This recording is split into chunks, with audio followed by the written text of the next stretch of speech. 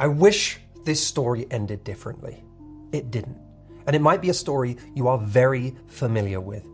A few years ago, I knew a woman named Erica who had just gone through a breakup with her boyfriend for the second time.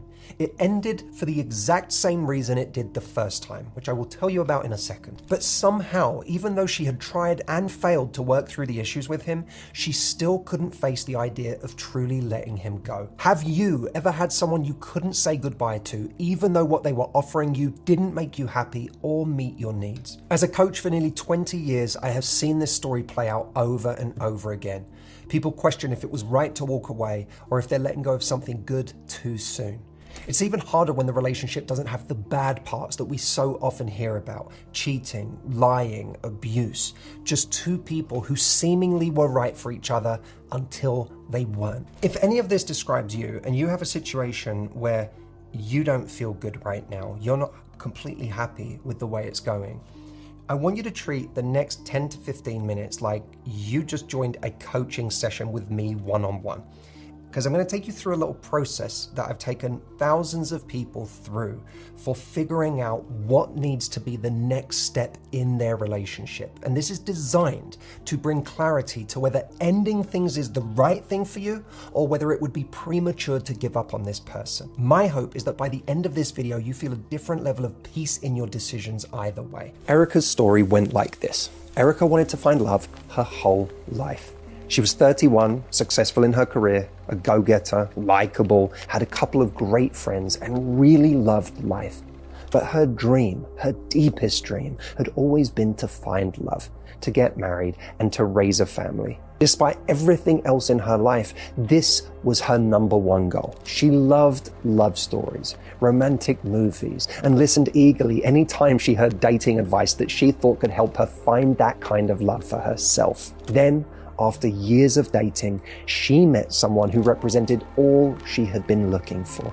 It finally felt like her very own love story had begun. The train had officially left the station and was on its way. The only problem was, she was now 4 years into that relationship and no closer to being engaged to a man who changed the subject every time she tried to bring up marriage. Now 35, she had just given him an ultimatum for the second time. I'd like to get engaged soon, or I'm out. Her boyfriend chose out. He loved her. He even said, "You are the love of my life," during the breakup, but he wasn't ready to take that big of a step. When things ended, she immediately second-guessed her decision to speak up. Getting married was deeply important to her, but she couldn't help how much she loved him. So often in breakups, what should have ended with a period gets afforded those extra 2 dots that turn it into an ellipsis. In Erica's case, her ex saying that she was the love of his life during the breakup gave her hope. 1 dot. Then, a couple of weeks later, Erica texted him when her cat got sick and she felt lonely over the holidays, which led to them talking again. 2 dots. So, their story continued. Anytime she got lonely, she would reach out to him. And anytime she was strong and went no contact, he became genuinely afraid that he was losing her for good and he would reach out to her. Eventually, they slipped back into a relationship. Before I go any further, I just wanted to say to all of you, thank you. You have been so loving and supportive of all of the work that's been going into this channel this year. It's so lovely that you have noticed the hours of extra work that we're putting in. For those of you wondering how you can help, I would love for you to subscribe to this channel. That would mean the most. There are now hundreds of fake Matthew Hussey channels out there who are putting out content that's just AI slop generated. It's not even things that I would say. They're using my voice and my likeness to do it. And it's bad. It's bad for the people watching that content that think it's really me. It's bad for a reputation for quality that I've built painstakingly over many years. It means more than you know to subscribe to this channel and to help us bolster the real channel in YouTube's rankings. Please help us bring more attention to the authentic content that we do. It would mean the world to us. Thank you. When we decide that holding on to a person is more important than our own needs or principles, we lose a part of ourselves. There is a deep sadness, perhaps even a sense of tragedy about finding someone we love who loves us back, but then finding that our visions for the future are incompatible. But there is an even deeper tragedy at play than Erica's boyfriend not wanting to marry her.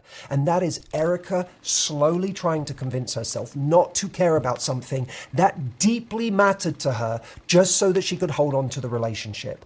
That is a different kind of emotional injury, and it is one that can become chronic. This isn't a video about the virtues of marriage. Plenty of people build beautiful lives and relationships without getting married. The question here is how much marriage mattered to Erica, and it did matter to Erica. She wanted a husband. She wanted a family. She wanted the security and the commitment of building a life with someone who was excited to choose her fully. Erica had focused all of her attention on the perceived danger of losing her boyfriend. What she hadn't factored into the equation was the danger over time of negotiating herself out of wanting what she truly wanted.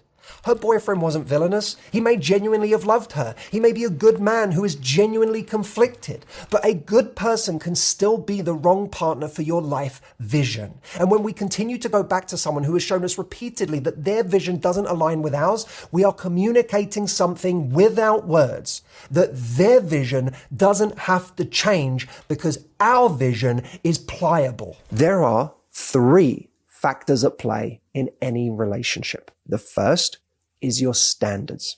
In other words, what behavior are you willing to accept from a partner? This can also relate to your future. What vision of my future am I committed to as a standard? In Erica's case, her standard was that dating someone for 4 years meant that she was ready to move things to the next level and get engaged. Endlessly dating was not something she desired or wanted for herself. The second factor in our model is their behavior. This is how someone you are with behaves, both in life and towards you. Erica's boyfriend's behavior showed that he would rather lose her than make a commitment to marry her. The third factor in our model is the status of the relationship. This is whether you choose to stay with them or not, something that Erica struggled with. In any relationship where you are not currently happy or at peace, one of these 3 things has to change. Either your standards, their behavior, or the status of the relationship. There is no scenario in which all 3 stay the same. The good news is that you have the power to make that choice, and this is something a lot of people forget. If you want to keep your standard the same, which is factor 1, and you want to stay in the relationship, which is factor 3, then what you're betting on is that their behavior is going to change. In this scenario, you'll need to be your own advocate and communicate that you're not happy with the way things are going, and that for things to progress, you'll need the other person to behave differently. In Erica's case, she communicated that by saying she'd like to get engaged after dating him for 4 years. If you have had repeated conversations with someone about your needs and their behavior still hasn't shifted in the direction of meeting those needs, something will have to change in this 3-part equation. And if it's not your standard and it's not their behavior, then it will be the status of the relationship itself. In Erica's case, when she gave him an ultimatum, she was saying that she was willing to change the status of the relationship if he wasn't willing to meet her where she was. But when she went back to him and went back therefore on that ultimatum, despite nothing having changed on his side, she communicated to him that she was willing to change her standard. In other words, factor 1 changed in order to preserve the relationship because his behavior, factor 2, wasn't changing. If, like Erica, you are dealing with someone who is struggling to commit right now and you want to know how to communicate factor 1, your standards, in a productive way that gives you the best possible chance at changing their behavior and the decisions they are making right now, I have a free workshop packed with my very best advice on how you can get commitment. You can watch that right after this video at getcommitment.com. There is even an exact conversation in there that I have crafted that I have given to thousands of people who need to have that conversation. 2 friends of mine had this exact conversation when things weren't going well. He was dragging his feet. She wanted more. She had this conversation with him, and within 8 months, they were engaged. They're now married and have 3 kids. So you can check out exactly what that conversation was at getcommitment.com. Here's the important lesson. If your standards change really easily, their behaviors will not. To be unwilling to let go of something or someone is to agree, whether you consciously realize it or not, to bend your own rules in order to stay in it. I wanted to say one more thing about this. There is a telltale sign that we are in a situation like this when the people who know us best and love us the most start recognizing that we have become a different version of ourselves. They recognize that we have abandoned parts of ourselves and what we have wanted in this relationship or in life. And so they'll start pointing those observations out to us. And that becomes a triggering event of its own because it reminds us of the ways that we are unhappy that we don't want to be reminded of.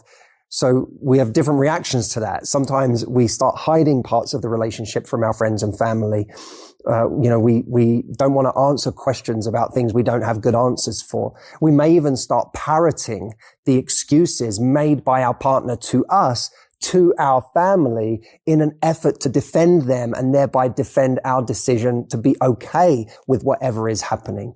It almost becomes like our partner is ventriloquizing us to the people we love. All of this leads us to internally reset our expectations for what we accept from the relationship away from the people who know us well enough to know what our heart really wants. We quietly recalibrate our standards to a new norm. By the way, if you don't have anyone that you can speak to about this that doesn't bring drama or doesn't shame you or make you feel worse, this is a great thing to talk to Matthew AI about because it's objective, it's safe, it's private. So try that out. The link is in the bio. When you go back to a relationship that isn't working for you, who you really are and what you once wanted still remain, lurking deep inside but buried beneath layers and layers of acquiescences. And these adjustments often happen gradually, so over time we don't notice just how far we have departed from our original vision of the relationship. Now don't get me wrong, it is completely healthy and even normal to evolve your standards over time. It can be a sign of maturity and wisdom.